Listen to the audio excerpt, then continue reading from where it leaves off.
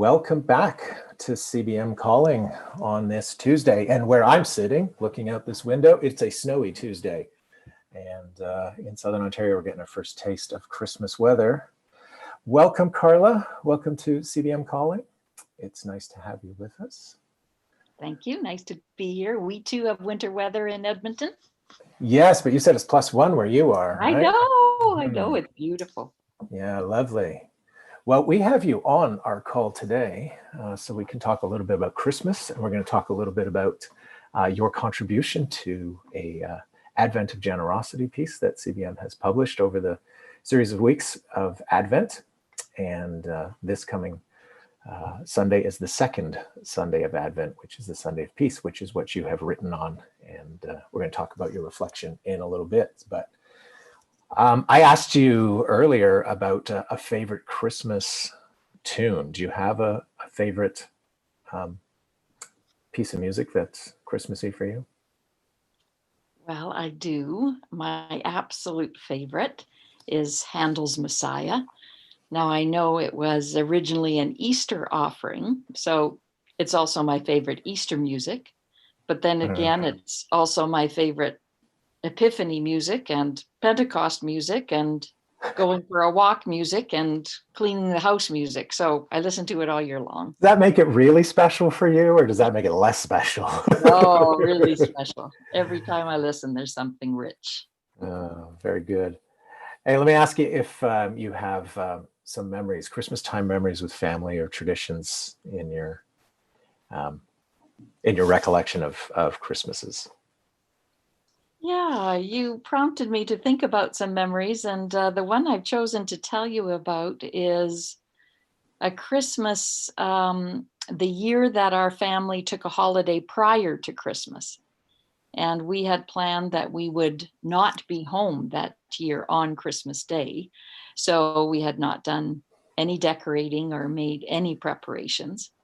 However, as it turned out, we arrived home on Christmas Eve. And there was no chance of getting a tree. Of course, those were the days before artificial trees.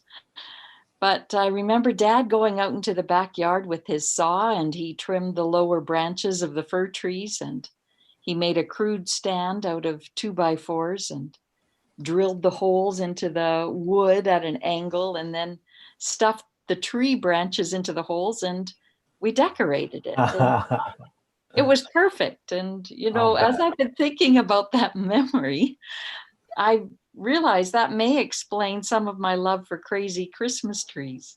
Our daughter, Stacy, one year, I remember, said with great exasperation, "Can't we just have a normal Christmas tree this year?" So it has set the course for crazy Christmas trees. It's always the oddball things that stick with us, right? It could have been whatever Christmas that was. It could have been absolutely perfect in every way, but you would probably not have had, well, you wouldn't have had obviously the same memory, but I always think back to the Christmases where things went sideways in my house. That Christmas. Yeah. Very true. Yeah. What about a favorite gift that you've received? Well, a gift that I've received, and it is something that I treasure dearly, is a collection of hand-knit Dickensian mice that my husband Gary's mother made for me. And my friend Jonan's mother had made these mice for her, and I absolutely adored them when I saw them at her place. Jonan shared the pattern with me, and I gave it to Carol with the hope that she would love them too. But right away, she told me that they were way too complicated to make. And so I just dismissed the idea that I would ever have a set of my own. Oh, I wonder, I think John has a picture. You sent in a picture, and oh, I hope so. I wonder if it comes up on our screen here. We have 3 screens going so that you and I can see what is actually taking place live, as opposed to the delay that we usually have on Facebook. So the pattern, it's never been replicated because the pattern was too hard?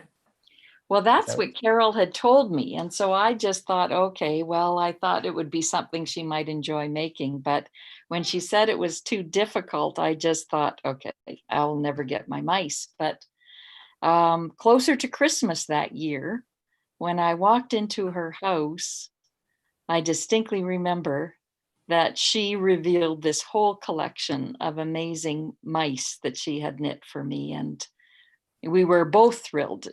Me because of getting the mice, and she because she had kept it a complete secret. And Ah, they are one of my treasures. And she went on to make dozens and dozens of these little things. And I know they're a treasure for many of Carol's friends, mainly through mm, First Baptist Church, Calgary. And many of her friends have one of these Mises sitting yeah. around their homes, thanks to Carol. Yeah, I don't know if John, if you're able to bring that up. I don't know if John can hear me back in control booth. Oh, thanks, John. Okay. I wasn't sure if you and I were going to see it here, but we're not. Okay, John's going to bring up a photo that you haven't seen and you're not going to see, but it's a black and white photo of me. I think I must be 7 or 8 years old in my long underwear. And so it's a Polaroid. My brother must have got this Polaroid camera at Christmas. So somehow I've inherited that. So I took a picture of it. But what I'm holding, which you can't see, but I'll try to show you here. I still have them. As that was the year that I got my Goofy marionette. It's one of my favorite memories. Like that time at 7 or 8 when everything is brilliantly magical. We were at my grandparents. They lived in a big old house out in the country. All my cousins were there. That is when I think of the moment of Christmas for me. It's that picture. So I still have, yep, I still have my Goofy marionette from all these years later. So anyways, let's talk a little bit more. Yes, go ahead. Well done, and well done for finding the photo. Yeah, thanks. I'll make sure I send you a copy of me in my long underwear. I didn't recreate it this year, but from 1972, I'll send it to you. So let me ask you a little bit about Advent and how you engage in this season of waiting. Do you have a practice? What do you do in this season? Well, growing up in a Baptist church,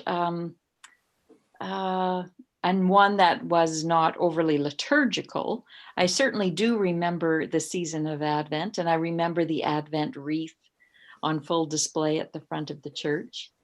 But I think that anticipation, the advent of Christmas, built in me more so through the practicing of the children's program that would happen close to or on Christmas Eve. The special practices, getting to the church, the singing, all of those things were just building of anticipation. So that I connect with that as far as a church tradition. But I think my own personal concept of waiting started the Christmas that my younger sister asked for a puppy. Now, she made this declaration that if she did not get a puppy for Christmas, she did not want anything. And yes, it was quite a forceful declaration. And so Mom and Dad got her a puppy. And they picked it up a few days before Christmas.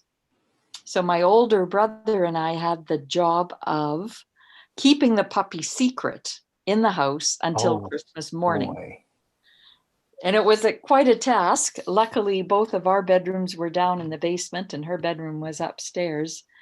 But I remember it as the first time that I waited with intentional anticipation, for I knew without a doubt that my sister would be absolutely thrilled beyond measure. There was absolutely no doubt. So that sense of connecting, waiting with anticipation, the assurance of something wonderful about to happen. And I'll never forget the tears of joy shed by my sister, whose name is Joy, that Christmas morning when John and I stuffed the puppy into a Christmas stocking and brought the puppy into the room. It was so wonderful.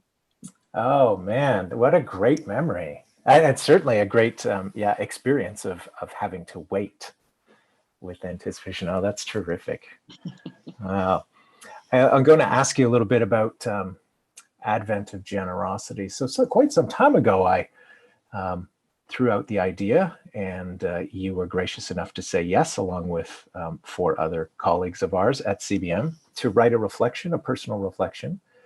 And we talked to Julia last week about hope and your reflection that went out today. And if you're interested in getting that, you can sign up for it on the website as John is showing here. So at Advent of, at cbmin.org/AOG, AOG for Advent of Generosity. And so on your screen now, you can see the page where Carla has a reflection posted. So I think we're going to play a little clip, but before you play that clip, John, I'm just going to ask you about the photo that accompanies your reflection here. Tell me a little bit about this and how this connects to peace, your theme for this week. Well, the photo is of a mural in the city of San Salvador, the capital city of El Salvador. And the main face that is in the photo is the face of Oscar Romero. And his face is in many of the murals throughout the country. Street art in the form of painted murals are everywhere. And many have come to understand that the art is a vehicle of the voice of the people, people who, under various oppressive regimes, have been silenced. So even in the past 10 years, some of these murals have been destroyed, some have been whitewashed. And again, some think that this is an intentional strategy to silence the voice of the people. But I chose this photo because seeing the face of Monsignor Romero so clearly visible, and again, this isn't the only one in the city, is a statement of memory. It's a call to the people to remember one who has spoken on their behalf and who died on their behalf. So his face, seeing it so clearly visible in such a public space, helps me to reflect on his words that he said. And I use this in my reflection, that peace is generosity. Beautiful. And you have another significant connection to another colleague of ours. Yeah. Tell us a bit about that connection and how it ties into your reflection. Well, this past year, I've had the privilege of working alongside Reverend Gato Masoko, who is CBM's Peace and Reconciliation Specialist. He has put his learning and experience of being a peace builder into teaching modules that he's now facilitating with a church partner in the DR Congo. Gato himself is a Rwandan who grew up as a refugee in the Congo. And he came to faith as a young adult there in the Congo and was influenced and mentored by CBM's Reverend Joao Matwawana. And it was through Joao and, of course, through his own life experiences that Gato learned the significance of building peace. So Gato has been working on these modules, putting them together, and now teaching them. And from Gato and Romero, I'm continually learning that peace is a daily discipline. It is a practice of the Christian faith. It is, as Romero said, the generous, tranquil contribution of all to the good of all. That's what peace building is, and I'm learning that from Gato. I'd like to share a little bit more about Gato's experience in his workshops. He's been giving some reports about how these last sessions have gone, and it's convicting me again to continue to learn about this discipline. And one of the participants said that, and this is in Gato's report that he sent this, that one participant said that through this training, he has come to understand that another person is not his threat, but somebody who is able to complete his weakness. Like, that's just an amazing perspective. Gato also quoted another one of the participants, and this participant said that from what had been learned, he made the decision to be a man who brings peace. The truth of salvation is to find and to build peace everywhere and to begin right where he is living. So Gato, in the past few months, he, while living in Rwanda now, is zooming in online and has been meeting on Mondays with the headquarters staff of this Congolese denomination. On Wednesdays, he's been meeting with pastors, and on Fridays, been meeting with head teachers, or is it the other way around? I may have that wrong. Head teachers on Wednesdays and pastors on Fridays, but doing the same session in peace building modules. And doing that, he's doing that through Zoom too, isn't he? Like they've carried on with this ministry and his work. Yes, and I mean, just the courage to learn about online presentations. He moved up to Gisenyi, Rwanda, which is just on the border between Rwanda and the Congo, because the headquarters of the CEBCE is in Goma. So on a good day, probably a 20-minute half-hour drive would get him from Rwanda into the headquarters in Goma, but the borders have closed down. Right. So he has been doing these sessions online. Yeah, amazing. So I've been learning about it from Gato. I've been reflecting on my experience of what Romero said about peace, and I use his quotation in the reflection, and pulling those two things together and learning significantly from these two beautiful, faithful gentlemen. Yeah, I'm going to ask John actually, because we have chapel at CBM on Tuesday mornings, and we've been using these reflections. And then in the midst of our time together, the staff got to hear directly from Reverend Gato this morning. It's just amazing to be a part of an organization that includes someone like Gato and the work that he's doing. And you see as you know, we have great colleagues around the world who are doing significant work. So, but when we reflect together and we're lighting a candle and we're talking about peace, to see him on the screen, yeah, it was really quite moving this morning. So I'm going to ask John, I'm going to be quiet here, to give us about 30 seconds of what you can expect if you check out Carla's post from today. Archbishop Oscar Romero spoke out on behalf of the poor and oppressed people of El Salvador in the 1970s and 80s before he was shot to death while preaching, calling Christians, even Christian soldiers, to obey God's higher order of peace building. The mural pictured here represents the important role Romero and the church played in the Salvadorian struggle for peace. All right. Thank you, John. That's just a little taste. You'll have to tune in. You can read the full reflection. You can listen to the reflection, which is a beautiful way to do it. We do so much reading. I have to do so much reading, whether it's emails or reports or any number of things through the day. But this morning, when we all just got to listen to your voice, I think that's kind of a special treat. So you can check that out, as I said, at cbmin.org/AOG.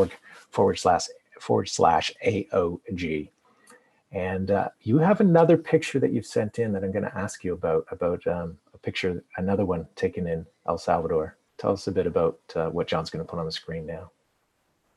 Yes, in the reflection, I do give a significant quote from Oscar Romero, and would encourage you, if you do have the time, to spend some time mainly with that quotation, in which he talks about peace is generosity.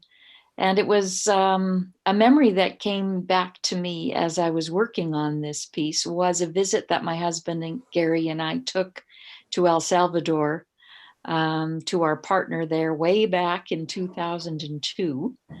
And I have a clear memory of the pulpit at the front of the church that we attended while we were there. And the pulpit is a wooden structure and draped with a fabric hanging of communion cup and loaves of bread. But as well, and I'd never seen this before, was a machine gun mounted like a trophy and a remnant of a missile right there at the front. And the memory just struck me again as I was working on this reflection and as I've been thinking about my learning from Reverend Gato, that to be a follower of Christ means that we need to be a person who gives up our violent, our non-peace building ways, no matter how explicit or implicit they are.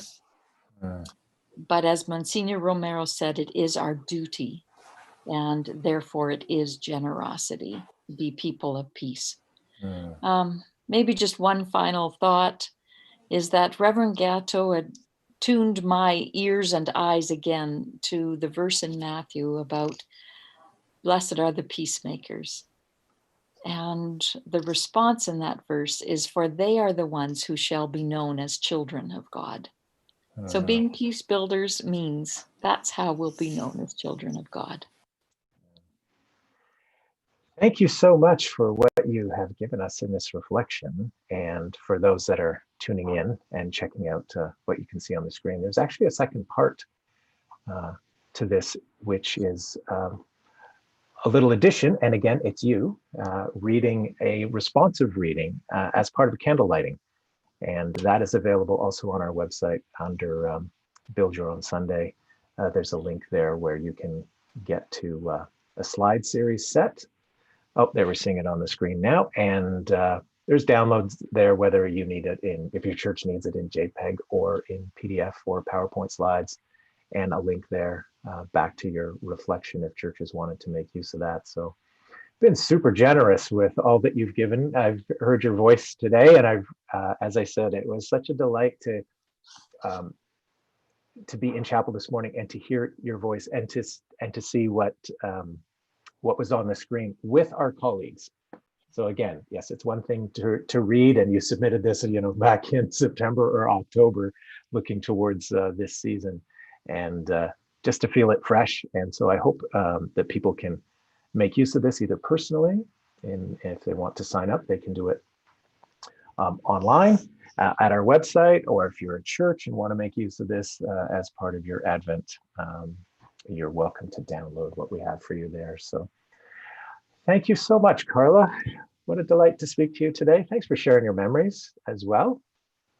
Thank you for having me, and thank you for the invitation to be part of something that's been so rich with our colleagues. So thank you. Indeed, indeed. And next week, I will be speaking to Sonia Tetley, who has written the next reflection. So you won't get to a taste of that until next Tuesday when we release that. And then I will be speaking with Sonia next Tuesday on CBM Calling. So be sure to join us for another conversation about Christmas and Advent, and looking forward to Emmanuel, Christ with us. Thank you, Carla. You're welcome. Thank you. Bye for now. Bye now.